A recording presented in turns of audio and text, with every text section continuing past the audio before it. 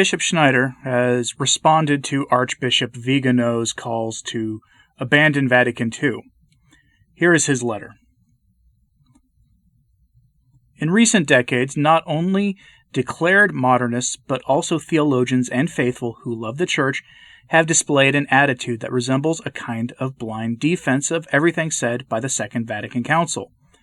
Such an attitude seemed sometimes to require real mental acrobatics and a squaring of the circle. Even now, the general mentality of good Catholics corresponds with the de facto total infallibilization of everything that the Second Vatican Council said, or that the current pontiff says or does. This kind of unhealthy papal centralism has already been present for several generations in Catholics over the last 2 centuries, and yet respectful criticism and serene theological debate have always been present and allowed within the Church's great tradition, since it is truth and faithfulness to divine revelation and to the constant tradition of the Church that we should seek, which in itself implies the use of reason and rationality, and avoiding mental acrobatics.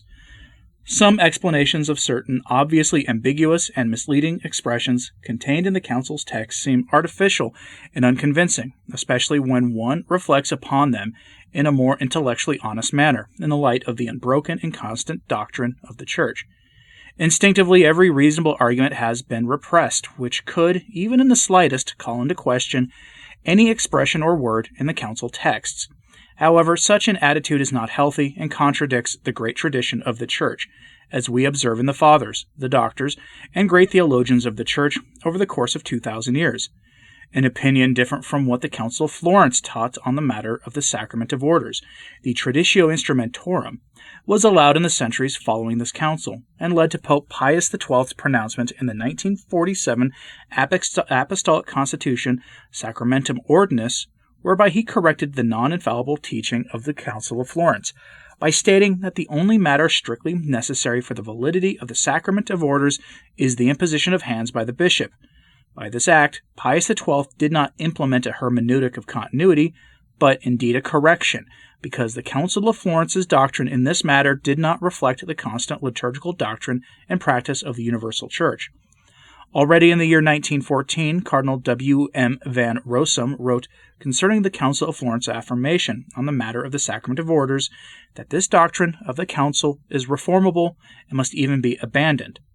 And so there was no room for a hermeneutic of continuity in this concrete case.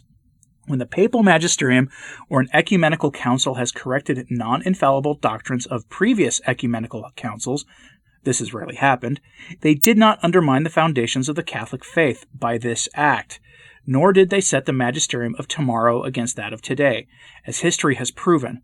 With a bull in 1425, Martin V approved the decrees of the Council of Constance, and even the decree Frequens from the 39th session of the Council in 1417.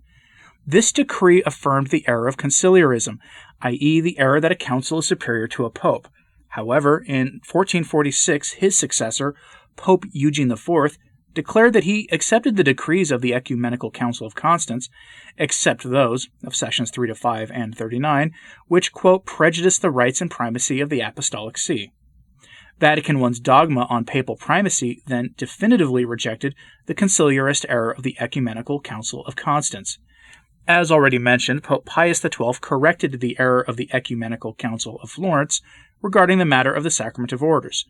The foundations of the faith were not undermined by these rare acts to correct previous affirmations of the non-infallible magisterium precisely because these concrete affirmations were not infallible. Several expressions in the text of the Second Vatican Council cannot be so easily reconciled with the Church's constant doctrinal tradition. Examples include certain expressions of the Council on the topic of religious freedom, understood as a natural right and therefore positively willed by God to practice and spread a false religion, which may also include idolatry or even worse. Its distinction between the Church of Christ and the Catholic Church, the problem of subsistit in, gives the impression that two realities exist, on the one side, the Church of Christ, and on the other, the Catholic Church. And it stands towards non-Christian religions and the contemporary world.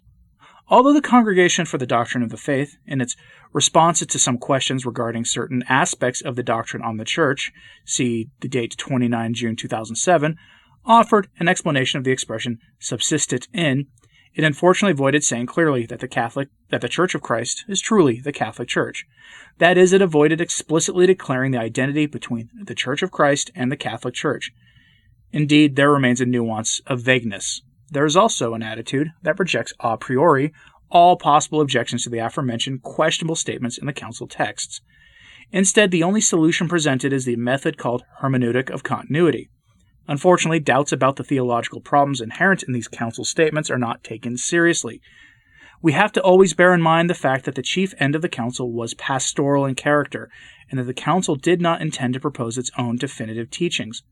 The pronouncements of the popes before the council, even those of the 19th and 20th centuries, faithfully reflect their predecessors and the constant tradition of the Church in an unbroken manner.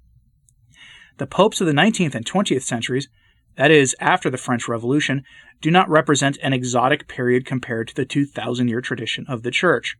One could not claim any rupture in the teachings of those popes regarding the previous magisterium. For example, concerning the theme of the social kingship of Christ and of the objective falsehood of other faiths, one cannot find a perceivable rupture between the teachings of Pope Gregory XVI and Pius XII on the one side, and the teaching of Pope Gregory the Great in the 6th century and his predecessors and successors on the other. One can really see a continuous line without any rupture from the time of the Church Fathers to Pius XII, especially on such topics as the social kingship of Christ, religious liberty, and ecumenism, in the sense that there is a natural right, positively willed by God, to practice only the one true religion, which is the Catholic faith. Before the Second Vatican Council, there was no need to make a colossal effort to present voluminous studies showing the perfect continuity of doctrine between one council and another, between a pope and his predecessors, because the continuity was evident. For example, the very fact that a nota explicativa previa to the document Lumen Gentium was needed shows that the text of Lumen Gentium, in paragraph 22, is ambiguous with regard to the topic of the relationship between papal primacy and episcopal collegiality. Documents clarifying the magisterium in post-conciliar times, such as the encyclical Mysterium Fidei, Humanae Vitae, and Pope Paul VI's Creed of the People of God, were of great value and help, but they did not clarify the aforementioned ambiguous statements of the Second Vatican Council. Perhaps today's crisis with Amoris Laetitia and the Abu Dhabi document forces us to deepen this consideration on the need to clarify or correct some of the aforementioned council statements. In the Summa Theologia, St. Thomas Aquinas was always presented objections and counter-arguments. St. Thomas was intellectually very honest. You have to allow for objections and take them seriously. We should use his method on some of the controversial points of the council texts that have been under discussion for almost 60 years. Most of the council texts are in organic continuity with the previous magisterium.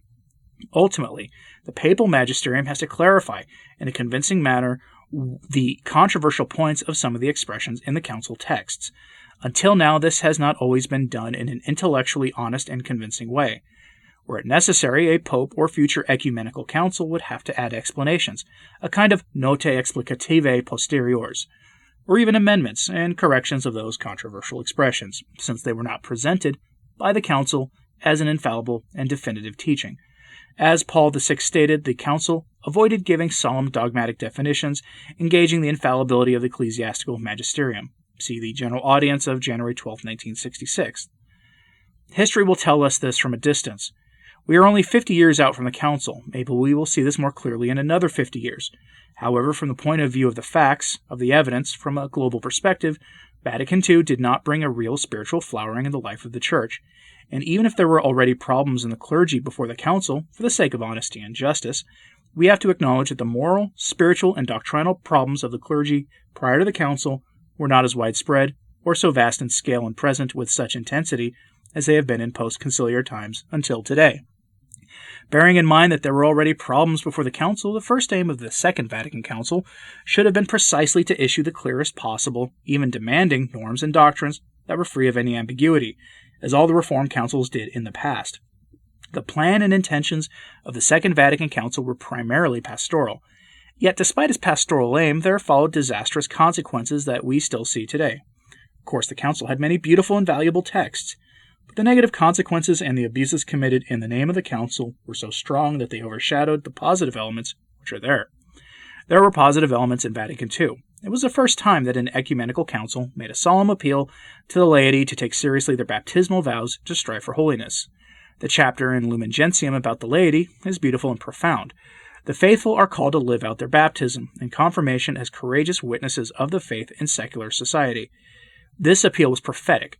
However, since the council, this appeal to the laity was often abused by the progressive establishment in the church, and also by many functionaries and bureaucrats who worked in church offices and chanceries. Oftentimes the new lay bureaucrats in certain European countries were not themselves witnesses but helped to destroy the faith in parish and diocesan councils and in other official committees. Unfortunately, these lay bureaucrats were oftentimes misled by clergy and bishops. The time after the council left one with the impression that one of the main fruits of the council was bureaucratization. This worldly bureaucratization in the decades since the council paralyzed spiritual and supernatural fervor to a considerable extent, and instead of the announced springtime, there came a spiritual winter. Well known and unforgettable remain the words with which Paul VI honestly diagnosed the Church's state of spiritual health after the council. We thought that after the council there would come a day of sunshine for the history of the Church. Instead, there has come a day of clouds, of storms, of darkness, of searching, and of uncertainty. We preach ecumenism, and we distance ourselves more and more from others. We seek to dig abysses instead of filling them. See the sermon on June 29, 1972. Within this context, it was Archbishop Marcel Lefebvre in particular, although he was not the only one to do so, who began on a larger scale and with a frankness similar to that of some of the great church fathers, to protest the watering down and dilution of the Catholic faith, especially regarding the sacrificial and sublime character of the rite of Holy Mass that was occurring in the Church, and being supported, or at least tolerated, even by the high-ranking authorities in the Holy See. In a letter addressed to Pope John Paul II at the beginning of his pontificate, Archbishop Lefebvre realistically and aptly described in a brief synopsis the true extent of the crisis in the Church. I am continually impressed by the clear-sightedness and prophetic character of the following affirmations. The flood of novelties in the Church, accepted and encouraged by the episcopate, a flood that ravages everything on its path. Faith, morals, the Church's institutions, could not tolerate the presence of an obstacle, a resistance. We then had the choice of letting ourselves to be carried away by the devastating current and adding to the disaster, or of resisting wind and wave to safeguard our Catholic faith and the Catholic priesthood. We could not hesitate. The ruins of the Church are mounting. Atheism, immorality, the abandonment of churches, the disappearance of religious and priestly vocations are such that the bishops are beginning to be roused. Excerpt of Marcel Lefebvre's letter from December 24, 1978. We are now witnessing the climax of the spiritual disaster in the life of the Church, to which Archbishop Lefebvre pointed so vigorously already 40 years ago. In approaching matters related to the Second Vatican Council and its documents, one has to avoid forced interpretations and the method of squaring the circle, which of course keeping all due respect and the ecclesiastical sense. The application of the principle of the hermeneutic of continuity cannot be used blindly in order to eliminate unquestioningly any evidently existing problems, or to create an image of harmony, while there remain shadows of vagueness in the hermeneutic of continuity. Indeed, such an approach would transmit artificially and unconvincingly the message that every word of the Second Vatican Council is inspired by God, infallible, and in perfect doctrinal continuity with the previous magisterium. Such a method would violate reason, evidence, and honesty, and would not do honor to the Church, for sooner or later, maybe after 100 years, the truth will be stated as it really is. There are books with documented and reproducible sources, which provide historically more realistic and true insights into the facts and consequences regarding the event of Vatican II itself, the editing of its documents, and the process of the interpretation and application of its reforms in the last 5 decades. I recommend, for instance, the following books which could be read with profit. Romano Amerio's Iota Unum, a study of changes in the Catholic Church in the 20th century, Roberto de Mattei's The Second Vatican Council, An Unwritten Story, and Alfonso Galvez's Ecclesiastical Winter. These points, the universal call to holiness, the role of the laity in defending and witnessing to the faith, the family as a domestic church, and the teaching about Our Lady are what can be considered the truly positive and lasting contributions of the Second Vatican Council. The magisterium has been so overloaded in the last 50 years with an insane papalatry that there emerged an atmosphere in which a central role is attributed to the men of the Church instead of Christ and his mystical body, which in turn is a hidden anthropocentrism. According to the vision of the Church Fathers, the Church is the only moon and Christ is the sun. This council was unfortunately a demonstration of a very rare magisteriocentrism, since by the sheer volume of its long-winded documents it far surpassed all other councils. However, the council gave a beautiful description of what the magisterium is, which had never before been given in the history of the Church. It is found in De Verbum, number 10, where it is written, "The magisterium is not above the word of God, but serves it." By magisteriocentrism, I mean the human and administrative elements, especially the excessive and continuous production of documents and frequent discussion forums under the motto of synodality, were put at the center of the life of the Church. Although the shepherds of the Church must always zealously exercise the munus docendi, the inflation of documents and the oftentimes of long-winded documents has proved suffocating. Less numerous, shorter, and more concise documents would have had a better effect. A striking example of the unhealthy magisteriocentrism, where representatives from the magisterium behave not as servants but as masters of tradition, is the liturgical reform of Pope Paul VI. In some ways, Paul VI put himself above tradition. Not the dogmatic tradition, not the lex credendi, but the great liturgical tradition, lex orandi. Paul VI dared to begin a true revolution in the lex orandi, and to some extent he acted contrary to the affirmation of the Second Vatican Council in De Verbum, number 10, which states that the magisterium is only the servant of tradition. We have to put Christ at the center. He is the Son, the supernatural, the constancy of doctrine and of the liturgy, and all of the truths of the gospel which Jesus Christ taught us. Through the Second Vatican Council, and already with Pope John XXIII, the Church began to present herself to the world, to flirt with the world, and to manifest an inferiority complex towards the world. Yet clerics, especially the bishops and the Holy See, are tasked with showing Christ to the world, not themselves. Vatican II gave the impression that the Catholic Church has started begging sympathy from the world. This continued in the post-conciliar pontificates. The Church is begging for the sympathy and recognition of the world. This is unworthy of her, and will not earn the respect of those who truly seek God. We have to beg sympathy from Christ, from God, from heaven. Some who criticize the Second Vatican Council say that although there are good aspects to it, it is somewhat like a cake with a bit of poison in it, and so the whole cake needs to be thrown out. I do not think we can follow this method, nor the method of throwing the baby out with the bathwater. With regard to a legitimate ecumenical council, even if there were negative points, we have to maintain an overall attitude of respect. We have to evaluate and esteem all that is really and truly good in the council texts, without irrationally and dishonestly closing the eyes of reason to what is objectively and evidently ambiguous and even erroneous in some of the texts. One has also always to remember that the texts of the Second Vatican Council are not the inspired Word of God, nor are they definitive dogmatic judgments or infallible pronouncements of the magisterium, because the Council itself did not have that intention. Another example is Amoris Laetitia. There are certainly many points we need to help to criticize objectively and doctrinally, but there are some sections which are very helpful, really good for the family life, e.g. about elderly people in the family. In se, they are very good. One should not reject the entire document, but receive from it what is good. The same with the council texts. Even though before the council they all had to take the anti-modernist oath issued by Pope Pius X, some theologians, priests, bishops, and even cardinals did it with mental reservations, as subsequent historical events have proven. With the pontificate of Benedict XV, there began a slow and careful infiltration of ecclesiastics with a worldly and somewhat modernist spirit into high positions in the Church. This infiltration grew particularly among theologians, so that later Pope Pius XII had to intervene by condemning well-known theologians of the so-called Nouveau Theologie, see Chenu, Congar, de Lubac, etc., and by publishing in 1950 the encyclical Humanae Generis. Nonetheless, from the pontificate of Benedict XV onwards, the modernist movement was latent and continually growing. And so, on the eve of the Second Vatican Council, a considerable part of the episcopacy and professors in the theological faculties and seminaries were imbued with a modernist mentality, which is essentially doctrinal and moral relativism and worldliness, love for the world. On the eve of the council, these cardinals, bishops, and theologians loved the form, the thought pattern of the world, see Romans chapter 12, verse 2, and wanted to please the world, see Galatians chapter 1, verse 10. They showed a clear inferiority complex towards the world. Pope John XXIII also demonstrated a kind of inferiority complex towards the world. He was not a modernist in his mind, but he did have a political way of looking at the world, and strangely begged sympathy from the world. He surely had good intentions.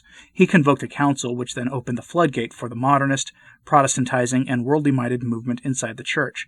Very significant is the following acute observation, made by Charles de Gaulle, President of France from 1959 to 1969, regarding Pope John XXIII and the process of reform started with the Second Vatican Council. Quote, John XXIII opened the floodgates and could not close them again. It was as if a dam collapsed. John XXIII was overcome by what he triggered. The talk of opening the windows before and during the council was a misleading illusion and a cause of confusion. From these words, people got the impression that the spirit of an unbelieving and materialistic world, which was plainly evident in those times, could transmit some positive values for the Christian life. Instead, the authorities of the Church in those times should have expressly declared the true meaning of the words opening the windows, which consists in the opening the life of the Church to the fresh air of the beauty of divine truth, to the treasures of ever youthful holiness, to the supernatural lights of the Holy Spirit and the saints, to a liturgy celebrated and lived with an ever more supernatural, sacred, and reverent sense. Over time, during the post-conciliar era, the partly opened floodgate gave way to a disastrous flood, which caused enormous damage in doctrine, morals, and liturgy. Today, the flood waters that entered are reaching dangerous levels. We are now experiencing the peak of the flood disaster. Today, the veil has been lifted and modernism has revealed its true face, which consists in the betrayal of Christ and becoming a friend of the world by adopting its way of thinking. Once the crisis in the Church is over, the magisterium of the Church will have the task of rejecting all the negative phenomena which have been present in the life of the Church in recent decades, and the Church will do this because she is divine. She will do it precisely and will correct all the errors which have accumulated, beginning with several ambiguous expressions in the council texts.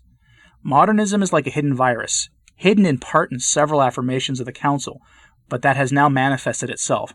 After the crisis, after the serious spiritual affliction, the clarity and preciseness of doctrine, the sacredness of the liturgy, and the holiness of priestly life will shine more brightly. The Church will do this in an unambiguous manner, as she did in times of serious doctrinal and moral crisis over the past 2,000 years. To teach clearly the truth of the divine deposit of faith, to defend the faithful from the poison of error, and to lead them in a sure way to eternal life belongs to the very essence of the divinely appointed task of the Pope and bishops. The constitution of the Second Vatican Council, Sacrosanctum Concilium, reminds us of the real nature of the true Church, which is in such wise that in her, the human is directed and subordinated to the divine, the invisible to the visible, action to contemplation, and this present world to that city, yet to come, which we seek. Signed, Bishop Athanasius Schneider, on the liturgical feast of the birth of St. John the Baptist, 24th of June, 2020.